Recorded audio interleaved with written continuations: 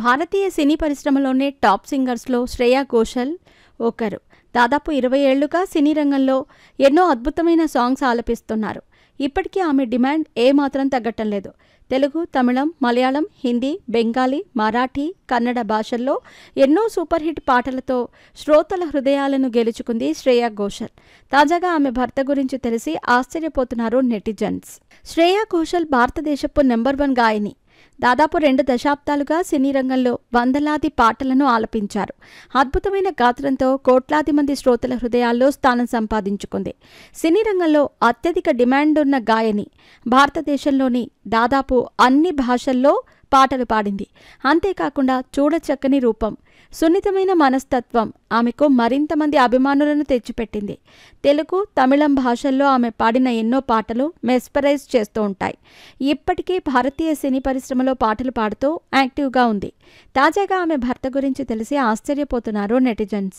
శ్రేయా ఘోషల్ భర్త అసలు ఇండస్ట్రీకి ఎలాంటి సంబంధము లేని వ్యక్తి. కానీ వ్యాపార రంగంలో మాత్రం అతడు కీలక పదవిలో ఉన్నారు. శ్రేయా ఘోషల్ భర్త పేరు శైలాదిత్య ముఖోపాధ్యాయ. అతను చాలామంది స్మార్ట్ ఫోన్ వినియోగదారులకు సుపరిచితమైన యాప్ అయిన ట్రూకాలర్కి గ్లోబల్ CEO. 2009లో స్థాపించబడిన ట్రూకాలర్ అనే కంపెనీలో 2022లో చేరిన శైలాదిత్య ముఖోపాధ్యాయ తక్కువ సమయంలోనే ఆ కంపెనీ గ్లోబల్ CEO అయ్యారు.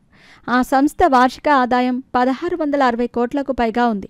ఇందులో ఎక్కువ భాగం భారతదేశం నుంచి వచ్చినట్టు కనిపిస్తోంది. శైలాదిత్య అంతకుముందు అంతర్జాతీయ కంపెనీల్లో కీలక పదవుల్లో ఉన్నారు. అతడికి మొబైల్ యాప్, సాఫ్ట్వేర్ నిర్వహణలో ఎంత నైపుణ్యం ఉంది.